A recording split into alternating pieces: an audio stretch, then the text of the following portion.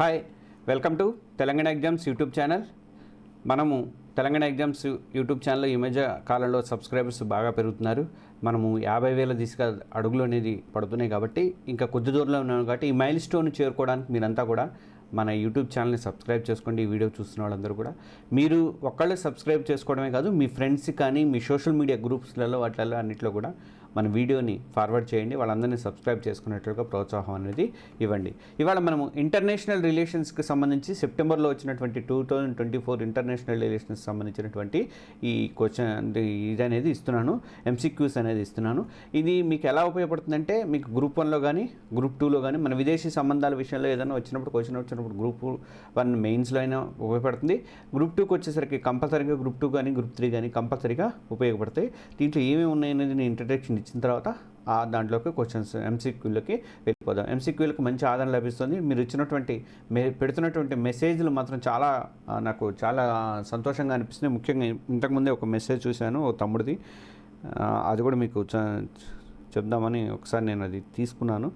ఈయన రాజశేఖర్ అని బాగా పెట్టాడు మెసేజ్. నాకు చాలా సంతోషం అనిపించింది. తెలంగాణ పాలసీస్కి సంబంధించినటువంటి చేసిన వీడియో కింద మెసేజ్ అని పెట్టాడు. అలా ఎంకరేజ్మెంట్ ఉండాలి నాకు.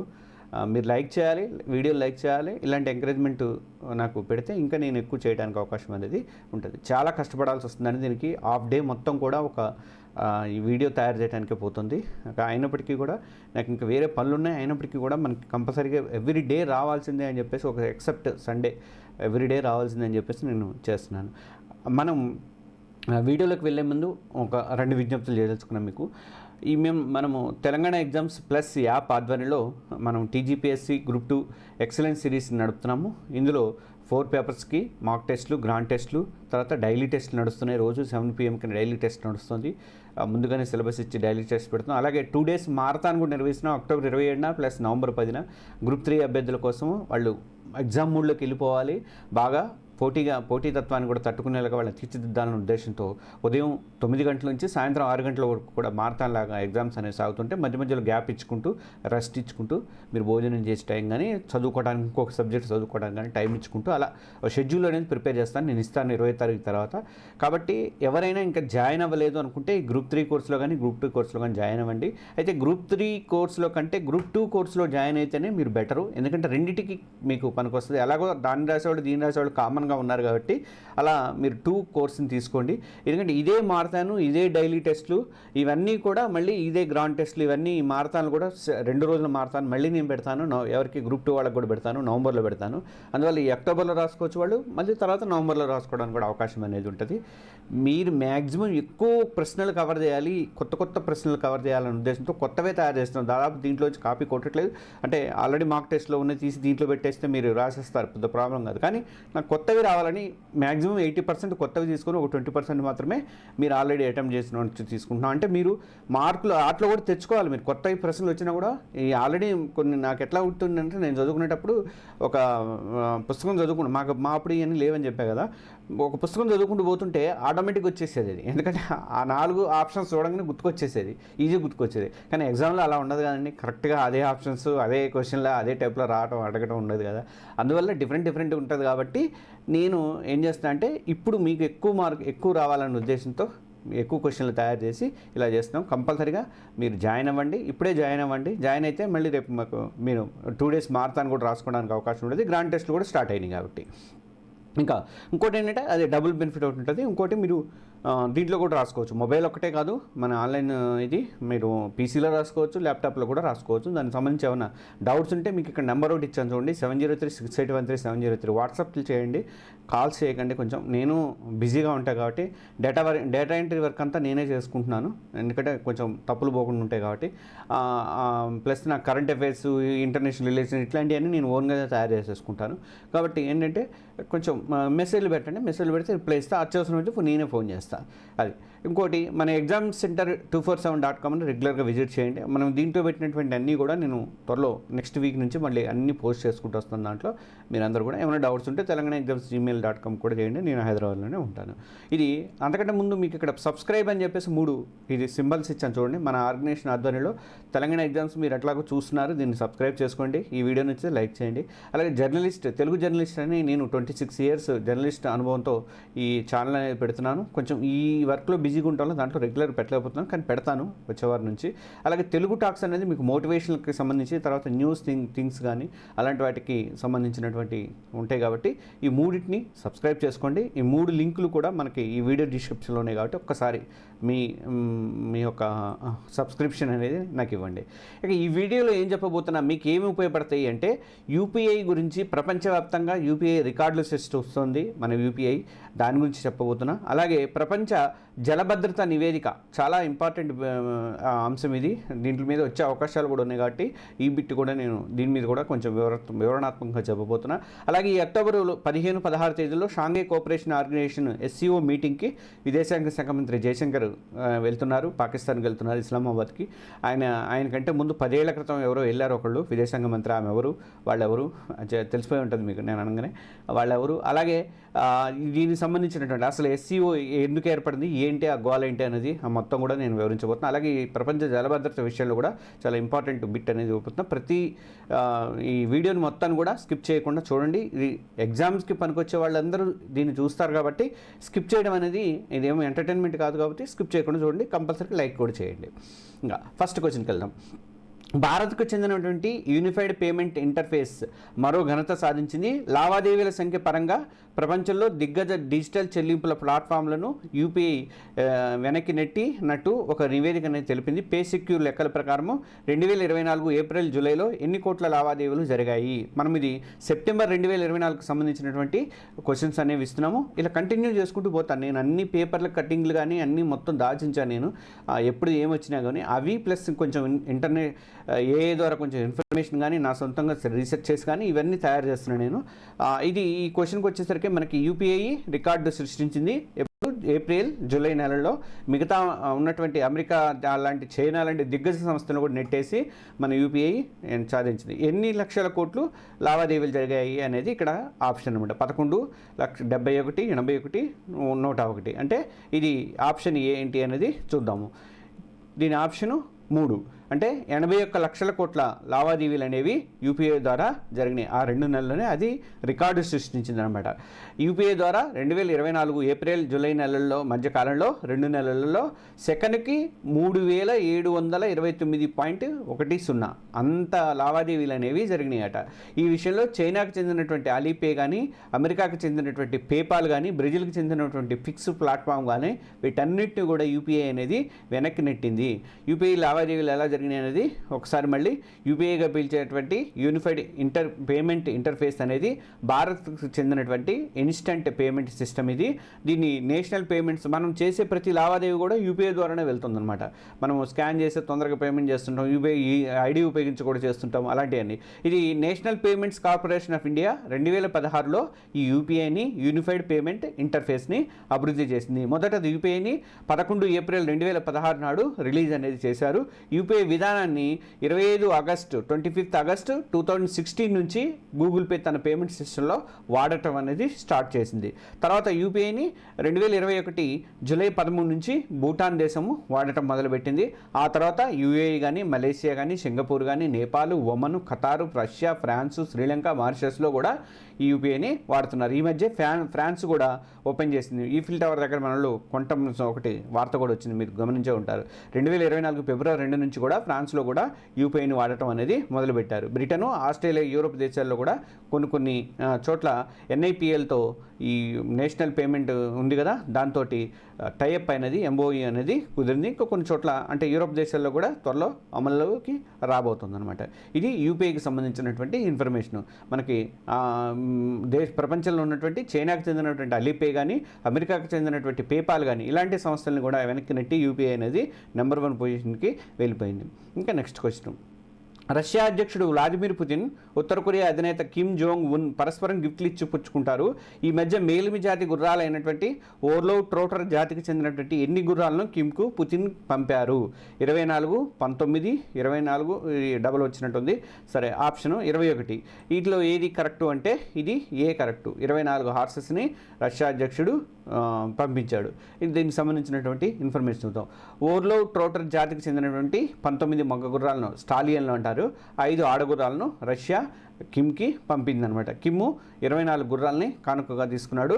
రష్యా అధ్యక్షుడు వ్లాదిమిర్ పుతిన్, ఉత్తర కొరియా అధినేత కిమ్ జోంగ్ ఉన్ పరస్పరం కానుకలు ఇచ్చిపోవడం అనేది తరచుగా చూస్తుంటాము. గతంలో పంక్సన్ అనే తెల్ల వేట జాగిలాలను పుతిన్కు కిమ్ కానుకగా ఇచ్చాడు. ఆ తర్వాత రష్యా అధ్యక్షుడు అరుస్ లిమోసిన్ కారుని బహుకరించాడు. ఈ ఇరు దేశాలు కారులో కూడా షికారు కూడా చేశారు. మనకి వీళ్ళిద్దరి మధ్య ఫ్రెండ్షిప్ అనేది అలా ఉందన్నమాట. ఇంకా నెక్స్ట్ క్వశ్చన్. ఆసియన్ నోబెల్ ప్రైజర్గా భావించే రామన్ మెగ్సెసే అవార్డు 2024 సంవత్సరానికి జపాన్కి చెందినటువంటి మియాజాకిని వరించింది. ఆయన ఏ రంగానికి చెందినవారు అంటే సామాజిక కార్యకర్త, పుస్తక రచయిత, ప్రముఖ చరిత్రకారుడు, యానిమేటర్. అంటే ఈయన ఫోర్త్ ఆన్సరు యానిమేటర్ అనేది కరెక్ట్ అనమాట. అంటే మియాజాకి స్పిరిటెడ్ అనే లాంటి చిత్రాలకు దర్శకత్వం వహించి తర్వాత ప్రశంసలు పొందారు. ఆయనతో పాటు మరో ముగ్గురికి ఓ సంస్థకి కూడా రామన్ మెగ్సెసే అవార్డు 2024 అనేది అవార్డులు దక్కినాయి. వియత్నాంకు చెందినటువంటి న్యూగెయిన్, తర్వాత మాజీ బౌద్ధ సన్యాసి కర్మ ఫుంటుషో, తర్వాత ఇండోనేషియాకు చెందినటువంటి ఫర్వీజీ ఫర్హాన్కి తర్వాత అవార్డు లభించింది. అలాగే థాయిలాండ్కి చెందినటువంటి రూరల్ డాక్టర్స్ మూవ్మెంట్ అనే సంస్థ ఉంది. ఆ సంస్థ కూడా 2024 సంవత్సరానికి రామన్ మెగ్సెసే అవార్డులు అనేవి లభించినాయి. మియాజాకీకి, తర్వాత నుగ్యన్కి, మాజీ బౌద్ధమైనటువంటి కర్మ ఫుంటుషోకి, తర్వాత ఫర్వీజీ ఫర్హాన్కి, తర్వాత రూరల్ డాక్టర్స్ మూవ్మెంట్ వాళ్ళకి, వీళ్ళ నలుగురికి కూడా ఈ ఒక సంస్థ ప్లస్ ముగ్గురు వ్యక్తులకి ఈ రామన్ మెగ్సెసే అవార్డు అనేది లభించింది. తర్వాత 1919లో భారత విమానాన్ని పాకిస్తాన్ ఉగ్రవాదుల హైజాక్కి సంబంధించి IC-814 the Kandahar hijack web series hijack అనేది వెబ్ సిరీస్ ఒకటి పై అభ్యంతరాలు వ్యక్తమవడంతో ఓటీటీ సంస్థకు కేంద్ర ప్రభుత్వం నోటీసులు అనేది జారీ చేసింది. ఇది Amazon Prime, Netflix, Zee and Disney India. వీటిలలో ఏది కరెక్ట్ అంటే మీ అందరికీ తెలుసు, చాలామంది చూసే ఉంటారు కూడా. నెట్ఫ్లిక్స్లో చాలా బాగుంది, నేను కూడా చూశాను నెట్ఫ్లిక్స్లో. ఇది నెట్ఫ్లిక్స్లో వచ్చింది. హైజాక్కి సంబంధించి IC-814 the Kandahar hijack web series నడిచింది. 1999లో భారత విమానాన్ని పాకిస్తాన్, అంటే మీకు తెలుసుకోవాలి, జస్ట్ తెలుసుకోవడానికి ఏదైనా ఒక క్వశ్చన్ వచ్చినా కూడా దవ్వకున చెప్పడానికి మీకు ఇంట్రెస్టింగ్గా కూడా ఉంటుంది కాబట్టి కొంచెం నేను ఇది యాడ్ చేశాను అనమాట. 1999లో భారత విమానాన్ని పాకిస్తాన్ ఉగ్రవాదుల హైజాక్కి సంబంధించినటువంటి స్టోరీ ఇది. ఇందులో దీని మీద ది కాందహార్ హైజాక్ అనే వెబ్ సిరీస్ మీద అభ్యంతరాలు వ్యక్తమయ్యాయి. నెట్ఫ్లిక్స్ ఓటీటీ సంస్థకు కేంద్ర ప్రభుత్వం నోటీసులు అనేది ఇచ్చింది. ఈ వెబ్ సిరీస్లో హైజాకర్ల పేర్లను శంకర్, భోలా అని మార్చి చూపించారు. వాళ్ళు యాక్చువల్గా వాళ్ళు వేరే మతానికి చెందిన వాళ్ళు ఉగ్రవాదులు, అసలు మతం కంటే ముఖ్యంగా ఉగ్రవాదులు వాళ్ళు. అలాంటి వాళ్ళకి మానవత్వం ఉన్నట్లుగా వాళ్ళ వ్యక్తులుగా కూడా చిత్రీకరించడం మీద వివాదం అనేది తలెత్తింది. 1999 డిసెంబర్ 24న ఇండియన్ ఎయిర్లైన్స్ విమానం IC-814ని నేపాల్ రాజధాని కాఠ్మండు నుంచి లక్నోకి వస్తుండగా ప్రయాణం ప్రారంభించింది. అందులో 176 మంది ప్రయాణికులు, మరో 15 మంది సిబ్బంది ఉన్నారు. ఆ విమానం భారత్లో ఆకాశంలో ఎగరగానే మిలిటెంట్ కాక్పిట్ దగ్గరికి వెళ్ళేసి విమానాన్ని లాహోర్ తీసుకెళ్లాలి, లేదంటే బాంబులతో బేల్చేస్తామని బెదిరించాడు. ఆ తర్వాత అదే విమానంలో మరో 4 మిలిటెంట్లు ప్రయాణికుల దగ్గర ఎక్కడికక్కడ కాపలాగా చేసి ఉన్నారు. ఫ్లైట్ కెప్టెన్ దేవి శరణ్ విమానాన్ని లాహోర్ వైపు మళ్లించారు. అందులో ఫ్యూయల్ తక్కువగా ఉండటంతో మధ్యలో విమానాన్ని అమృత్సర్లో దించారు. అక్కడ హైజాకర్లపై అటాక్కి మొత్తం భారత భద్రతా దళాలు సిద్ధమని, కానీ అది గ్రహించారు హైజాకర్లు. అది కనిపెట్టి ఇంధనం నింపుకోవడానికి టైం కూడా ఇవ్వకుండా వెంటనే విమానాన్ని లాహోర్ తీసుకెళ్లాలని పైలట్ని బలవంతం చేశారు. అక్కడ నుంచి లాహోర్ వెళ్ళింది. లాహోర్ వెళ్ళి అక్కడ ఎయిర్పోర్ట్లో అయింది. కానీ అక్కడ లాహోర్లో ఏం జరిగింది, లాహోర్లో కూడా చిన్న సిచ్యువేషన్ జరిగింది. ఇదంతా రాయడం ఎందుకంటే రాయలేదు. లాహోర్లో ఫస్ట్ వాళ్ళు ఒప్పుకోలేదు. వాళ్ళు వెంటనే విమానాశ్రయం యొక్క లైట్లన్నీ బంద్ చేశారు. ఇవన్నీ వెబ్ సిరీస్లో కూడా చూపించారు. బంద్ చేసిన తర్వాత ముందుకు మళ్ళీ వెళ్ళిపోయింది. ఎక్కడైనా కూలిపోయే ప్రమాదం ఉందని చెప్పేసి అనుకున్న తర్వాత మళ్ళీ వాళ్ళే మనసు మార్చుకొని భారత అధికారుల సంప్రదింపుల తర్వాత మనసు మార్చుకొని లాహోర్ ఎయిర్పోర్ట్కి ఒప్పుకున్నారు. అప్పుడు మళ్ళీ లాగోర్ ఎయిర్పోర్ట్లో చేశారు. అక్కడ హైజాకర్లు 27 మంది ప్రయాణికులు విడుదల చేశారు. తర్వాత అది మళ్ళీ దుబాయ్కి వెళ్ళింది. దుబాయ్ ఎయిర్పోర్ట్లో హైజాకర్ల మీద అటాక్ చేయాలనుకుంది భారత్. అందుకు యూఏఈ ఒప్పుకోలేదు. తర్వాత ఆఫ్ఘనిస్తాన్లో అతిపెద్ద పట్టణం అయినటువంటి కాందహార్ తీసుకెళ్లారు విమానాన్ని. హైజాక్ ఉదంతం మొత్తం ముగిసే వరకు కూడా అక్కడే ఉంది. బెల్చిస్తాన్ రాజధాని క్వెట్టాకు దగ్గరలో ఈ కాందహార్ అనేది ఉంది. హైజాకర్లు కోరినట్టుగా మిలిటెంట్లు మౌలానా మసూద్ అజార్ మొన్నటిదాకా మన దేశంలో అల్లకల్లోలం సృష్టించాడు. తర్వాత ముస్తాక్ జర్గరు, అహ్మద్ ఉమరు సయీద్ షేక్లను భారత్లోని జైళ్ళ నుంచి విడుదల చేసి కాందహార్ తీసుకెళ్లారు. అక్కడ విడిచిపెట్టారు. ఆ తర్వాత ప్రయాణికులు కానీ దాన్ని కానీ చేశారనమాట. ఇది దానికి సంబంధించిన కాందహార్ సంబంధించి నెట్ఫ్లిక్స్లో వచ్చినటువంటి దాని మీద అభ్యంతరం తెలిపితే తర్వాత నెట్ఫ్లిక్స్ పేర్లు మార్చింది. ఆ పేర్లు కూడా చాలా ఇదిగా మార్చింది. లడ్డు గిడ్డు ఆ టైప్లో ఏది తెలియకుండా పేరేం తెలియకుండా అన్నట్టుగా మార్చింది. తర్వాత 2024 సెప్టెంబర్ 4న 2 రోజుల పర్యటన కోసం భారత ప్రధాని నరేంద్ర మోడీ బ్రూనైకి వెళ్లారు. అక్కడ బ్రూనై సుల్తాను హసనల్ బొల్కియాతో మోడీ సమావేశమయ్యారు. ఆ దేశంతో భారత సంబంధాలు ఎన్నేళ్లు పూర్తవుతున్నాయి అంటే 40 ఏళ్ళు, 60 ఏళ్ళు, 25 ఏళ్ళు, 75 ఏళ్ళు. అంటే ఇది ఒకటి ఆన్సరు కరెక్ట్. 40 ఏళ్ల నుంచి ఆ బ్రూనైతో సంబంధాలు అనేవి మన దగ్గరికి కొనసాగుతున్నాయి. 2024 సెప్టెంబర్ 4న 2 రోజుల పర్యటన కోసం భారత ప్రధాని నరేంద్ర మోడీ బ్రూనైకి వెళ్లారు. అక్కడ బ్రూనై సుల్తాను హసనల్ బొల్కియాతో మోడీ సమావేశమయ్యారు. భారత్ బ్రూనై మధ్య వ్యూహాత్మక భాగస్వామ్యం, తర్వాత రక్షణ, వ్యాపారము, వాణిజ్యము, పెట్టుబడులు, ఆహార భద్రత, విద్య, ఇంధనం, అంతరిక్ష విజ్ఞానము, ఆరోగ్యము, సంస్కృతి, రెండు దేశాల మధ్య ప్రజల సంబంధాల మధ్య కూడా చర్చలు అనేవి జరిగినాయి. ఉపగ్రహాలు కానీ ఉపగ్రహ సంప్రయోగ వాహనాల కోసం టెలిమెట్రీ, ట్రాకింగ్, టెలికమాండ్ స్టేషన్ నిర్వహణ విషయంలో కూడా సహకారం అందించడానికి భారత్ బ్రూనై మధ్య అవగాహన ఒప్పందాలు అనేవి జరిగినాయి. ఇది ఎప్పుడు జరిగింది? సెప్టెంబర్ 4న జరిగింది. భారత్ బ్రూనై మధ్య దౌత్య సంబంధాలకి 40 ఏళ్ళు నిండుతున్నాయి. అయితే ఇంకా ఉంది బ్రూనైలో అదే టైంలో 2024 సెప్టెంబర్ 3 నాడు కొత్త రాయబార కార్యాలయాన్ని కూడా ప్రధాని నరేంద్ర మోడీ ప్రారంభించారు. మొత్తం 4.5 లక్షల మంది జనాభా ఉంటారు ఆ దేశంలో. అది మొత్తం కూడా ఆయిల్ కంట్రీ, ఆయిల్ మీద గ్యాస్ మీద ఆధారపడిన కంట్రీ, రిచ్ కంట్రీ. అక్కడ జనాభాలో 14,500 మంది భారతీయులు నివసిస్తున్నారు. వీళ్ళంతా కూడా చమురు, గ్యాస్ పరిశ్రమలలో, నిర్మాణాలలో, రిటైల్ బిజినెస్లలో వీళ్ళు పనిచేస్తున్నారు. టీచర్లు, డాక్టర్లు, ఇంజనీర్లు, ఐటీ నిపుణులు కూడా బ్రూనైలో ఎక్కువ మందే ఉన్నారు భారతీయులు. బ్రూనైలో ఉండే డాక్టర్లు చాలామంది భారతీయులే ఉన్నారు. అలాగే బ్రూనై నుంచి ముడి చమురు దిగుమతి చేసుకునే దేశాల్లో భారత్ కూడా ఒక ప్రధాన దేశంగా ఉంది. అలాగే 2021లో 2 దేశాల మధ్య బ్రూనైకి భారత్కు మధ్య ఒప్పందం వాణిజ్యం అనేది $522 మిలియన్ వాణిజ్యం అనేది జరిగింది. ఇక ఆసియాన్ సదస్సు కోసం 2013లో అప్పటి ప్రధాని మన్మోహన్ సింగ్ బ్రూనైలో పర్యటించారు. తర్వాత దౌత్య పర్యటనలో భాగంగా డైరెక్ట్గా ఏదో ఆసియాన్ సదస్సు కోసం వెళ్ళారు తప్ప మన్మోహన్ సింగ్ మామూలు దౌత్య పర్యటనకి అయితే బ్రూనైకి వెళ్ళిన మొట్టమొదటి ప్రధాని నరేంద్ర మోడీ అనమాట. ఇది దీనికి సంబంధించిన. అయితే దీంట్లో కొంచెం ఇంట్రెస్టింగ్ టాపిక్ ఒకటి ఉంది, అది మీకు తెలియజేద్దామని చెప్పేసి చిన్న ఇది ఇచ్చాను, చూడండి ఒకసారి. బ్రూనై రాజు సుల్తాను హసనల్ బొల్కియా లగ్జరీ లైఫ్ అనుభవిస్తున్నారండి. నిజంగా ఆయన గడ్డం గీయించుకోవడానికి లండన్ వెళ్ళి గీయించుకుంటాడట. ఒక సపరేట్ ఫ్లైట్లో పోతాడట. ఆయన ప్రపంచంలోనే అతిపెద్ద ప్రైవేటు కార్ల సేకరణదారుగా చెప్తారు. $5 బిలియన్ విలువైనటువంటి 7,000కు పైగా విలాసవంతమైన కార్లు ఉన్నాయి ఆయన దగ్గర. 7,000.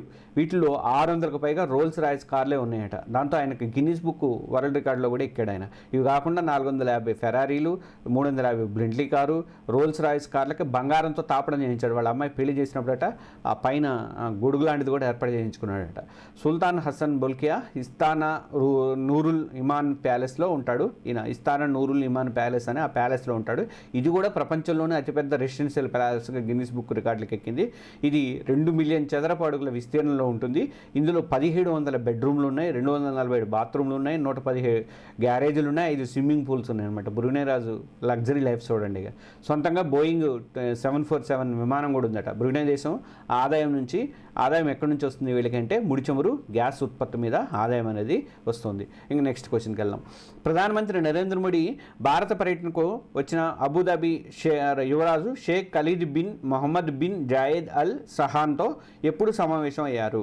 ఇది సెప్టెంబర్ 19, ఆగస్టు 15, సెప్టెంబర్ 12, సెప్టెంబర్ 9. వీటిలో ఏది కరెక్టు అంటే ఇందులో 4 కరెక్టు. సెప్టెంబర్ 9 నాడు ప్రధాని నరేంద్ర మోడీ భారత పర్యటనకు వచ్చినటువంటి అబుదాబి యువరాజుతో సమావేశం అయ్యారు. అయితే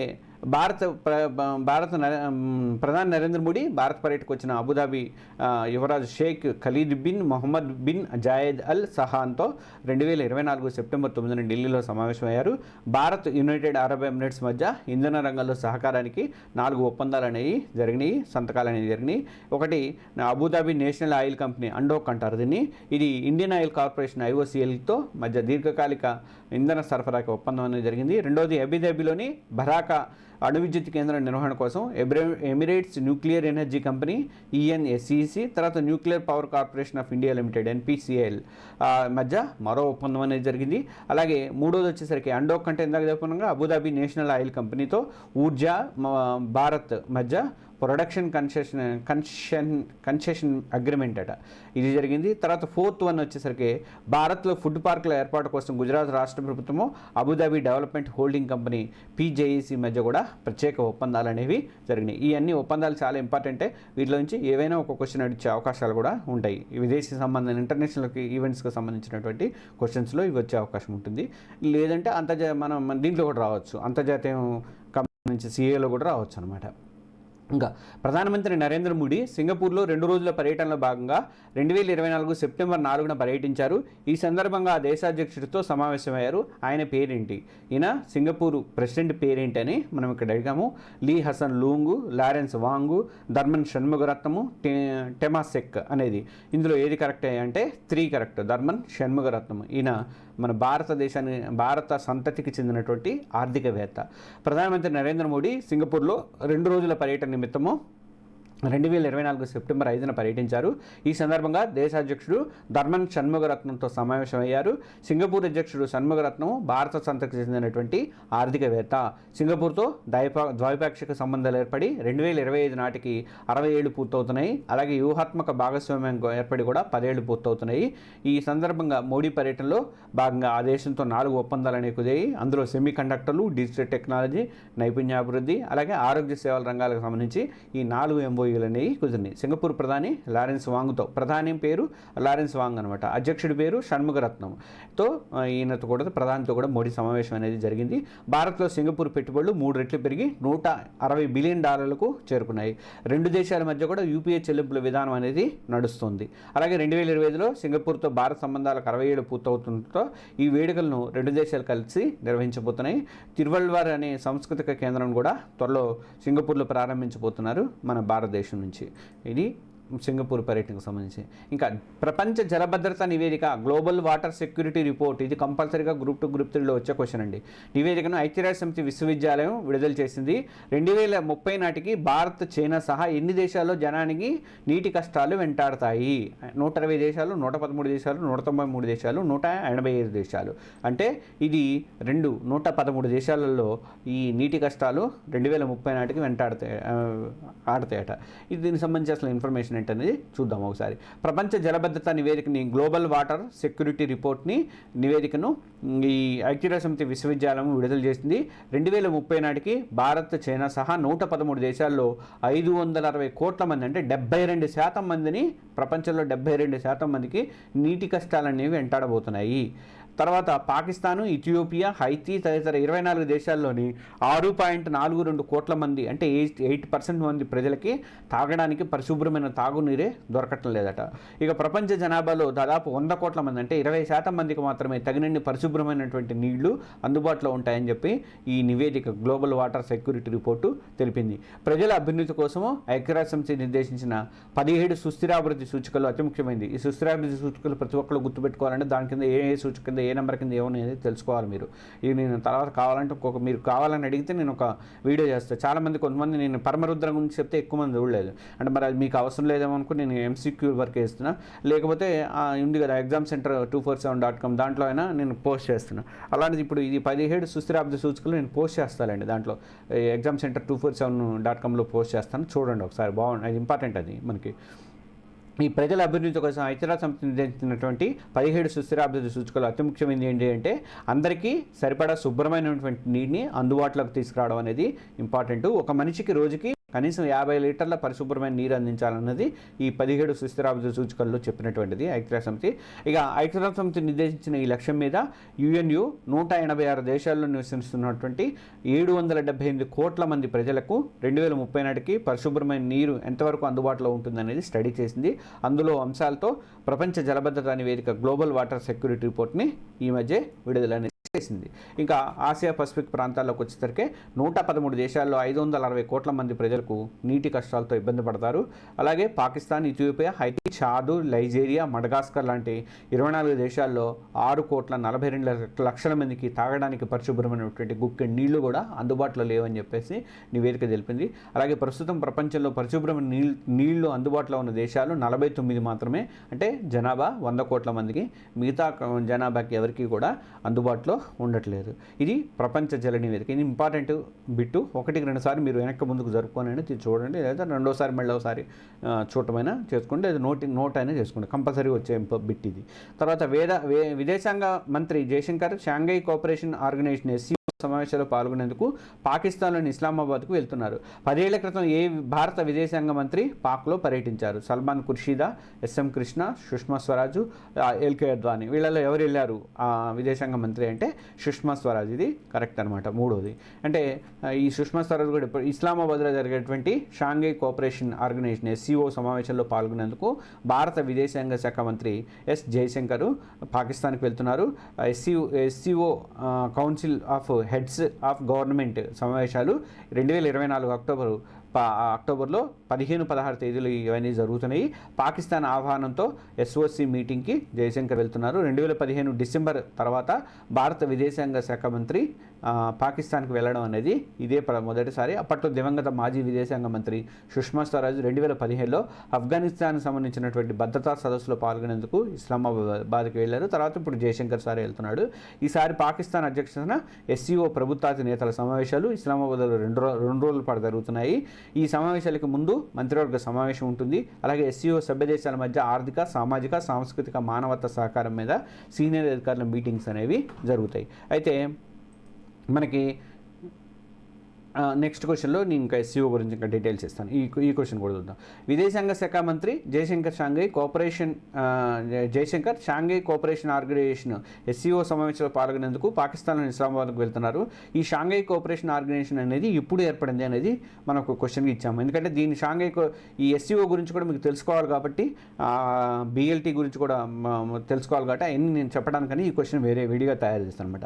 ఇది 2005, 2003, 2000, 2001 వీటిలో ఏది కరెక్ట్ అయ్యా అంటే ఇది 4వది కరెక్ట్. 2001లో ఈ ఎస్సీఓ అనేది ఏర్పడింది. షాంఘై కోఆపరేషన్ ఆర్గనైజేషన్ అనేది ఏర్పడింది. ఇది చైనా ఆధ్వర్యంలో ఏర్పడినటువంటి సంస్థ. భారత్, పాకిస్తాన్ కలిసి పనిచేసే ఏకైక బహుపాక్షిక సంస్థ ఇది. శాశ్వత ప్రభుత్వ అంతర్జాతీయ సంస్థ. అలాగే 2001లో ఎస్సీఓ ఏర్పడవగా 2003 నుంచి ఇదే అమల్లోకి అనేది వచ్చింది. సభ్య దేశాల మధ్య పరస్పర విశ్వాసాన్ని బలోపేతం చేయడము, తర్వాత రాజకీయాలు, వాణిజ్యము, ఆర్థిక వ్యవస్థ, పరిశోధన, సాంకేతిక, సాంస్కృతిక రంగాల్లో తర్వాత సహకారము, అలాగే విద్య, ఇంధనము, రవాణా, పర్యాటకం, పర్యావరణ పరిరక్షణ లాంటి రంగాల్లో సంబంధాలను ఇంప్రూవ్ చేసుకోవడం అనేది, ఈ శాంతి, భద్రత, స్థిరత్వాన్ని నిర్ధారించడం అనేది ఈ యొక్క ఎస్సీఓ యొక్క ఇదన్నమాట లక్ష్యాల్లో ఇవన్నీ. తర్వాత ఎస్సీఓలో ఉన్నటువంటి సభ్య దేశాలు ఏవయ్యా అంటే ఈ ఇంపార్టెంట్ బిట్ అండి. నేను ఎందుకంటే రీసెంట్గా వస్తుంది కాబట్టి కంపల్సరీ గ్రూప్ 2లో కానీ గ్రూప్ 3లో కానీ గ్యారంటీగా వస్తుంది. ఒకవేళ 3కి మిస్ అయినా ఎగ్జామ్ పేపర్ ఆల్రెడీ రెడీ అయినా కానీ 2లో మాత్రం డెఫినెట్గా వస్తుంది. రేపు ఆయన సమావేశం కూడా అవుతాడు కాబట్టి అక్టోబర్ 13-14లో. తర్వాత ఇది సభ్య దేశాలు ఏమున్నాయంటే China, Russia, Bharat, Pakistan, Tajikistan, Uzbekistan, Kyrgyzstan, Kazakhstan అనే దేశాలు ఉన్నాయి. చైనా యొక్క BRI belt and road initiative ప్రోత్సాహం కోసం ఈ వేదిక వాడుకుంటుంది. ఎప్పటి నుంచో మన అందరికీ తెలుస్తుంది. కానీ ఈ చైనా ప్రాజెక్టును భారత్ అసలు మద్దతు అనేది ఇవ్వట్లేదు. గత ఏడాది కూడా ఎస్సీఓ సంయుక్త ప్రకటనలో BRI ప్రస్తావన తీసుకొస్తే ఆ ప్రస్తావనకి భారత్ అనేది ఒప్పుకోలేదు. బెల్ట్ అండ్ రోడ్ ఇనిషియేటివ్ అంటారు దీన్ని. బెల్ట్ అండ్ రోడ్ ఇనిషియేటివ్ని చైనా 2013లో చేపట్టింది. ఆసియా, యూరప్, ఆఫ్రికా దేశాల్లో దాదాపు 70 దేశాలు అంతర్జాతీయ సంస్థల్లో మౌలిక సదుపాయాలను అభివృద్ధి చేయడం, పెట్టుబడులు పెట్టడం ఇందులో భాగం. అందరికీ తెలిసింది డ్రాగన్ కంట్రీ కుయుక్తులు పన్నుతోంది. ఆ దేశాలన్నింటినీ కలుపుకుంటూ పోతూ వాళ్ళకి సంబంధించినటువంటి అక్కడ మౌలిక వసతులు కల్పించుకుంటూ పోతూ ప్రతి దేశాన్ని కూడా తన గ్రిప్లో పెట్టుకోవాలి, దానికి అప్పివ్వాలి, దాన్ని గ్రిప్లో పెట్టుకోవాలి అన్నది చైనా యొక్క లక్ష్యం. అందువల్ల మన భారతదేశం దాన్ని ఒప్పుకోలేదు అసలు. చైనా సుప్రీము మన పాక్ ఆక్రమిత కాశ్మీర్లో కూడా ఇది నిర్మాణాలు చేపడుతోంది ఇప్పుడు. చైనా సుప్రీం అయినటువంటి షీ జిన్పింగ్ 2013లో ఇండోనేషియా కజకిస్తాన్లో అధికార పర్యటనలో ఈ వ్యూహం అనేది ప్రకటించారు. గతంలో వన్ బెల్ట్ వన్ రోడ్ అనేవాళ్ళు. ఆ తర్వాత 2016 నుంచి కూడా బెల్ట్ అండ్ రోడ్ ఇనిషియేటివ్ అని BRI అని చెప్పేసి అంటున్నారు. ఈ ప్రాజెక్ట్ని పీపుల్స్ రిపబ్లిక్ ఆఫ్ చైనా ఏర్పడిన 100 ఏళ్ల సందర్భంగా 2049 నాటికి పూర్తి చేయాలని చెప్పేసి చైనా పన్నాగం పొందుతోంది. ఇంకా BRIలో భాగంగా ముందుగా మౌలిక సదుపాయాలు పెట్టుబడి, తర్వాత విద్య, నిర్మాణ సామగ్రి, రైల్వేలు, హైవేలు, ఆటోమొబైల్స్, రియల్ ఎస్టేటు ఇక మొత్తం ఆక్రమించి దొబ్బుతాడు. పవర్ గ్రిడ్, ఇనుము, ఉక్కు పరిశ్రమ కూడా చైనా దృష్టి పెడుతుంది. ఈ పథకంలో 138 దేశాలు 30 అంతర్జాతీయ సంస్థలతో చైనా బెల్ట్ అండ్ రోడ్డు సహకార పత్రం మీద సంతకాలు చేశాయి. కానీ 2 ఏళ్ల క్రితం అనుకుంటా ఇటలీ తప్పుకుంది, ఇవన్నీ మనం వనుకొచ్చేది కాదని చెప్పి తప్పుకుంది. BRI కింద పాకిస్తాన్లో అనేక ప్రాజెక్టులు జరుగుతున్నాయి, మీ అందరికీ తెలుసు. అది పాకిస్తానీ నేవీ పోర్ట్ అయినటువంటి గ్వాదర్లో చైనా పెట్టుబడి పెట్టింది. రోడ్డు, హైవేలు, రైళ్లు, పైప్ లైన్స్ నిర్మాణం అనేది జరుగుతుంది. ఇప్పుడు అక్కడే వాళ్ళ సెక్యూరిటీ కోసం పాకిస్తాన్ డబ్బులు IMF నుంచి అప్పు తెచ్చుకొని పాకిస్తాను అక్కడ ఈ చైనా చేస్తున్నటువంటి సెక్యూరిటీ ప్రాజెక్టులకు సెక్యూరిటీ కల్పించడానికి డబ్బులు ఖర్చు పెడుతుంది. అంత దరిద్రంగా ఉంది అక్కడ పరిస్థితి. ఎందుకంటే వాళ్ళు బెల్చిస్తున్న వాళ్ళు మొత్తం పేల్చేస్తున్నారు, వాళ్ళని చంపేస్తున్నారు. మొన్న కూడా 2-3 చనిపోయినట్టున్నారు చైనా వాళ్ళు. అందువల్ల ఈ పొజిషన్లో BRIలో ప్రాజెక్ట్ అనేది నడుస్తుంది. ఇప్పుడు పాకిస్తాన్లో దాదాపు 10 నుంచి $20 బిలియన్ దాకా పెట్టుబడి పెట్టి చైనా నడిపిస్తోంది. ఇది మనకి సెప్టెంబర్లో మొదట్లో ఉన్నటువంటి మొదటి వారానికి సంబంధించినటువంటి ఇంకా చాలా ఉన్నాయి. మీకు ఇంకా ఇంపార్టెంట్ నేను అన్నీ చూసి వాటిని సెలెక్ట్ చేసి నేను అన్ని ఇస్తుంటాను. దీంట్లో మనకి SCO ఇంపార్టెంటే, UPI ఇంపార్టెంటే, తర్వాత మనకి మధ్యలో వచ్చినటువంటి ఇది జలభద్రత, ప్రపంచ జలభద్రతకు సంబంధించింది అది ఇంపార్టెంటే. చాలా ఇంపార్టెంట్ క్వశ్చన్లు కవర్ అయ్యని చెప్పేసి నేను అనుకుంటున్నాను. ఈ క్వశ్చన్స్ అన్నీ కూడా మళ్ళీ నేను మాక్ టెస్ట్లలో పెట్టేస్తాను. మీకు రేపు ఉన్నాయి కదా గ్రాండ్ టెస్ట్లు ఉన్నాయి, గ్రాండ్ టెస్ట్లోనూ డైలీ టెస్ట్లో ఏదో రకంగా వాటిని యాప్లోకి వేసేస్తాను నేను. ఎందుకంటే ముందు దాంట్లో తయారు చేసుకొని నేను దీంట్లోకి వీడియోలు చేస్తున్నాను అనమాట. నేను ఈ వీడియోలు చేసిన ప్రతి క్వశ్చన్స్ కూడా కంపల్సరీగా యాప్లోకి వచ్చేస్తాయి అనమాట, వివరాలతో సహా మొత్తం వచ్చేస్తాయి అనమాట. ఇంకా వివరాలు కావాలనుకున్నవాడు వీడియో చూసుకుంటారు. అందువల్ల ప్రతి ఒక్కరు కూడా ఎవరైనా గ్రూప్ 2 రాసేవాడు కానీ ఈ వీడియో చూస్తున్నాడు ప్రతి ఒక్కరు కూడా ఈ కోర్సులో జాయిన్ అవ్వండి. ఎంతో లేదు, 250 రూపీస్ మాత్రమే ఉంది. 6 నెలల కాలంకైనా తీసేసుకోండి, మీకు చాలా ఉపయోగపడతాయి. మీకు మారతాన్ 2 డేస్ మారతాన్ బట్టి అర్థమవుతుంది 9 అవర్స్ ఎట్లా నడుపుతాం అనేది. గ్రాండ్ టెస్ట్లలో కూడా చాలా అమూల్యమైనటువంటి క్వశ్చన్స్ వస్తాయి. మాక్ టెస్ట్లు నడుపుతాం, డైలీ టెస్ట్లు అయితే అద్భుతంగా ఉంటున్నాయి. ఇక వీటిల్లో మీరు కంపల్సరీగా జాయిన్ అవ్వండి. దానికి సంబంధించినటువంటి ఆ 2 లింకులు కూడా నేను ఈ వీడియో డిస్క్రిప్షన్లో పెడతాను. గ్రూప్ 2లో జాయిన్ అయితే 2 విధాలుగా బెనిఫిట్ ఉంటుంది. ఇప్పుడు మారతాను టెస్ట్లు రాసుకోవచ్చు, గ్రాండ్ టెస్ట్ రాసుకోవచ్చు. మళ్ళీ నవంబర్లో కూడా మీకు మారతాను గ్రాండ్ టెస్ట్లు విడిగా ఉంటాయి అనమాట. మన సంస్థ ఆధ్వర్యంలో వచ్చినటువంటి తెలంగాణ ఎగ్జామ్స్ యూట్యూబ్ ఛానల్ని, తర్వాత తెలుగు జర్నలిస్ట్ ఛానల్ని, తెలుగు టాక్స్ ఛానల్ని, ఈ 3 ఛానల్ని కూడా సబ్స్క్రైబ్ చేసుకోండి. మీకు ఈ ఎగ్జామ్స్ గురించి ఏమైనా డౌట్స్ వస్తే మాత్రం 7036813703కి ఓన్లీ వాట్సాప్ మెసేజ్ పెట్టండి, కాల్స్ చేయకండి దయచేసి. వాట్సాప్ మెసేజ్ పెడితే నేను కొన్ని గంటలు అటు ఇటు ఒకరోజు ఎవరైనా మిస్ అయితే మాత్రం తెల్లారిపోతుంది నిష్ఠూరంగా మెసేజ్లు పెట్టకండి. ఎందుకంటే నేను పనిలో ఉంటాను, నేనేమో ఖాళీకి కూర్చోను కదా, మిస్ అవుతుంటాయి అట్లా. దాన్ని కూడా మీరు కోపంగా తెచ్చుకోకండి దానికోసం అని చెప్పేసి. నేను చూస్తా, కంపల్సరీగా రిప్లై అనేది ఇస్తాను. నేను అందరికీ ఇస్తూనే ఉన్నది రిప్లై, నేను ఎవరిని వదిలిపెట్టను నేను. అది ఇది. Thank you for watching this video. ప్రతి ఒక్కరు కూడా తెలంగాణ ఎగ్జామ్స్ ప్లస్ యాప్ని డౌన్లోడ్ చేసుకొని కోర్సుల్లో జాయిన్ అవ్వండి. మన వెబ్సైట్ మాత్రం ఎగ్జామ్ సెంటర్ 247 వెబ్సైట్ని రెగ్యులర్గా విజిట్ చేస్తూ ఉండండి. Thank you.